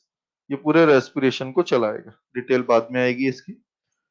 तो जब बॉडी में साइनाइड पॉइजन एंटर करता है तो वो साइनाइड पॉइजन इस साइटोक्रोम ऑक्सीडेज के साथ जुड़ता है और इरिवर्सिबली जुड़ जाता है, यानी परमानेंट बॉन्डिंग कर लेता है, फिर आप इसे अलग नहीं कर सकते। तो एंजाइम परमानेंटली खराब होता है और रेस्पिरेशन ही रुक जाता है, जिससे ऑर्गेनिज्म सरवाइव नहीं करता। तो कभी कभी नॉन कॉम्पिटिटिव इनहिबिशन लीथल हो सकते हैं, रिवर्सिबल हो सकते हैं, बट मोस्टली तो ये रिवर्सिबल ही है। रिवर्सिबल का एग्जांपल देख लें जो अपने आप ठीक हो जाता है। एक एग्जांपल तो यहाँ है और एक एग्जांपल अब बाद में जब रेस्पिरेशन चैप्टर पढ़ेंगे ग्लाइकोलाइसिस, उस दौरान आप पढ़ेंगे। उसको भी मैं यही डिस्कस कर रहा हूँ, मॉड्यूल में आपको बाद में मिलेगा। जब आप ग्लाइकोलाइसिस प्रोसेस पढ़ेंगे तब आप जानेंगे कि किसी भी सेल को ग्लाइकोलाइसिस प्रोसेस को अपनी जरूरत के हिसाब से स्लो या फास्ट करना पड़ता है। अब ग्लाइकोलाइसिस में कई स्टेप्स होते हैं, उसमें से एक स्टेप ऐसा आएगा ग्लाइकोलाइसिस का जिसमें एक एंजाइम काम में आएगा। वो एंजाइम होगा पीएफके, फॉस्फोफ्रक्टोकाइनेज। ये नाम आगे पढ़ेंगे आप, पीएफके, फॉस्फोफ्रक्टोकाइनेज। अब क्या होता है, जब कभी ग्लाइकोलाइसिस प्रोसेस को थोड़ा स्लो करना होता है तो एटीपी इनहिबिटर की तरह बिहेव करता है। सबसे पहले तो दिमाग में फिट कर लें कि इनहिबिटर मतलब हार्मफुल सब्सटेंस, ऐसा कोई रिलेशन नहीं। कई बार बिल्कुल यूजफुल सब्सटेंस भी इनहिबिटर होते हैं। इनहिबिटर का मतलब है सिर्फ ऐसा सब्सटेंस जो थोड़ी देर के लिए टेम्परेरी एंजाइम से जुड़कर उसे थोड़ी देर के लिए रोकेगा, ताकि एक्सेस प्रोडक्ट बनने से रोका जा सके। तो इनहिबिटर यूजफुल कंपाउंड भी हो सकता है। तो एटीपी इनहिबिटर की तरह बिहेव करता है ग्लाइकोलाइसिस प्रोसेस में। जब प्रोसेस को रोकना हो तो एटीपी को, जो आपका एंजाइम है फॉस्फोफ्रक्टोकाइनेज, उसकी एलोस्टेरिक साइट से जुड़वा देते हैं, तो वो प्रोसेस को अपने आप स्लो या स्टॉप करवा देता है। तो the inhibition of phosphofructokinase enzyme by ATP is an example of non-competitive inhibition। non-competitive क्यों कह रहे हैं? क्योंकि ATP एक्टिव साइट पर नहीं जुड़ता है, कहाँ जुड़ता है? एलोस्टर। और ये रिवर्सिबल है, रिवर्सिबल यानी दोबारा ठीक किया जा सकता है। दूसरा एग्जाम्पल जो यहाँ पर आपको मिलेगा, हम बात कर रहे हैं नॉन कॉम्पिटिटिव रिवर्सिबल के एग्जाम्पल्स की बात कर रहे हैं। उसमें एक तो ये पीएफके वाला, एटीपी वाला आगे आएगा। दूसरा एग्जाम्पल भी ग्लाइकोलाइसिस से ही। ग्लाइकोलाइसिस प्रोसेस का जो फर्स्ट स्टेप होता है, फर्स्ट स्टेप, उस ग्लाइकोलाइसिस प्रोसेस के फर्स्ट स्टेप में आप जानते हैं क्या होता है? ग्लूकोज, जो सबस्ट्रेट के फॉर्म में होता है। फिर यहाँ पर एक एंजाइम काम में आता है, कौन सा एंजाइम? हेक्सोकाइनेज। तो हेक्सोकाइनेज आएगा और ये क्या काम करता है? ग्लूकोज को बदलता है, किस में? Glucose 6 phosphate. तो ये सबस्ट्रेट है, ये प्रोडक्ट है और ये एंजाइम है। सही है। अब इस प्रोसेस में क्या होता है, कभी कभी ग्लूकोज 6 फॉस्फेट जो होता है, ये प्रोडक्ट, ये जरूरत से ज्यादा बन जाता है, जितना चाहिए उससे ज्यादा। तो फिर ऐसी सिचुएशन में ये ग्लूकोज 6 फॉस्फेट खुद ही इनहिबिटर की तरह बिहेव करने लगता है और ये ग्लूकोज 6 फॉस्फेट आकर हेक्सोकाइनेज की एलोस्टेरिक साइट से जुड़ जाता है। अब टेम्परेरली जुड़ा रहता है, जब तक ग्लूकोज 6 फॉस्फेट का लेवल वापस नॉर्मल नहीं आ जाए ना, तब तक जुड़ा रहेगा। फिर जब इसका लेवल नॉर्मल आएगा तो हट जाएगा, प्रोसेस फिर स्टार्ट हो जाएगी। तो the inhibition of hexokinase enzyme by glucose 6 phosphate is also an example of non competitive reversible inhibition. अब ध्यान रहे, वो नॉन कॉम्पिटिटिव रिवर्सिबल इनहिबिशन जो प्रोडक्ट के थ्रू होते हैं, जैसे ये प्रोडक्ट के थ्रू हो रहा है। नॉन कॉम्पिटिटिव रिवर्सिबल इनहिबिशन जिसमें इनहिबिटर एलोस्टेरिक साइट पर जुड़ता है, वो प्रोडक्ट के थ्रू भी हो सकते हैं और अदर कंपाउंड्स के थ्रू भी हो सकते हैं। अगर non competitive reversible inhibition products के थ्रू होता है तो फिर उसे एक स्पेसिफिक नेम देते हैं, उसे फीडबैक इनहिबिशन कहा जाता है। तो यहाँ पर जो इनहिबिशन हो रहा है वो कौन सा हो रहा है? Feedback inhibition. तो दो टाइप के इनहिबिशन याद रखने हैं, कॉम्पिटिटिव एंड नॉन कॉम्पिटिटिव। उनके दो दो एग्जांपल हमने लिए। अब दो स्टेटमेंट ध्यान रखने हैं जो क्वेश्चन के फॉर्म में मिलेंगे, करेक्ट इनकरेक्ट के फॉर्म में। जैसे पूछा जाए करेक्ट या इनकरेक्ट, ये हमें बताना। Competitive inhibitions can be overcome by increasing concentration of substrate. बात बिल्कुल सही है। सबस्ट्रेट का कंसंट्रेशन बढ़ाकर कॉम्पिटिटिव इनहिबिशन को ओवरकम किया जा सकता है, क्योंकि यहाँ पर सारी लड़ाई कंसंट्रेशन की है। अगर सबस्ट्रेट कंसंट्रेशन ज्यादा होगा तो इनहिबिटर को जुड़ने का चांस नहीं मिलेगा।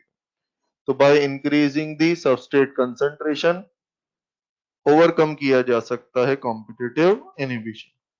बट सबस्ट्रेट का कंसंट्रेशन बढ़ाकर नॉन कॉम्पिटेटिव इनहिबिशन को ओवरकम नहीं किया जा सकता, क्योंकि यहाँ पर जो इनहिबिटर है वो एक्टिव साइट पर जुड़ने के लिए सबस्ट्रेट के साथ कोई कंपटीशन नहीं कर रहा। आप सबस्ट्रेट कितना भी बढ़ा लो, इसको फर्क पड़ने वाला नहीं है, अपनी जगह जाकर जुड़ेगा और प्रोसेस को इनिबिट कर देगा। तो competitive inhibitions can be overcome by increasing substrate concentration, but non competitive inhibitions can not. दूसरी बात, कॉम्पिटेटिव इनहिबिटर आने पर एंजाइम की Km वैल्यू इंक्रीज हो जाती है। थोड़ा सोच के देखिए, Km क्या होता है? Km वो सबस्ट्रेट कंसंट्रेशन होता है जो एंजाइम डिमांड करता है हाफ एक्टिव साइट्स को भरने के लिए, यानी Vmax/2 तक पहुंचने के लिए। जब भी किसी प्रोसेस में कोई कॉम्पिटेटिव इनहिबिटर आ जाएगा तो उसकी एक्टिव साइट पर जुड़ने की प्रोबेबिलिटी को कम करने के लिए एंजाइम को अपनी सबस्ट्रेट डिमांड को बढ़ाना पड़ेगा। एंजाइम कहेगा कि भाई पहले मैं जितने सबस्ट्रेट में काम कर रहा था उससे काम नहीं चलेगा, मुझे थोड़े ज्यादा सबस्ट्रेट दो ताकि मैं अपने आसपास सबस्ट्रेट कंसंट्रेशन बढ़ाकर इस इनहिबिटर के यहाँ पर जुड़ने की प्रोबेबिलिटी को कम कर सकूं, तभी प्रोसेस चलेगा, वरना प्रोसेस चलने वाला नहीं है। तो कॉम्पिटेटिव इनहिबिशन में सबस्ट्रेट कंसंट्रेशन की डिमांड या सबस्ट्रेट की डिमांड बढ़ा देता है एंजाइम, और सबस्ट्रेट की डिमांड बढ़ने का मतलब है क्या बढ़ जाएगा? Km value. तो ध्यान रहे, ये भी एग्जाम में स्टेटमेंट में मिलेगा कि जब कॉम्पिटेटिव इनहिबिशन की सिचुएशन आती है तो एंजाइम्स का Km बढ़ जाता है। नॉन कॉम्पिटेटिव में ऐसा कुछ होने वाला नहीं है, क्योंकि वहां सबस्ट्रेट कंसंट्रेशन बढ़ने का कोई सिग्निफिकेंस नहीं होता। पॉइंट क्लियर है? ये सारी बात हमने डिस्कस की एंजाइम से रिलेटेड, जिसमें एंजाइम क्या है, एक्टिवेशन एनर्जी क्या है, नेचर ऑफ एंजाइम एक्शन, उसके 4 स्टेप्स हमने लिए।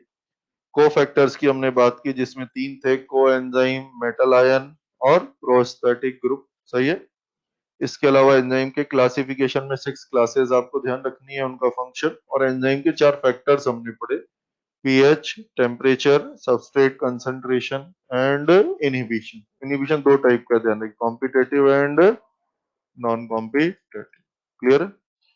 बाकी फिर नेक्स्ट लेक्चर में आगे कंटिन्यू करेंगे। ठीक है, थैंक यू वेरी मच।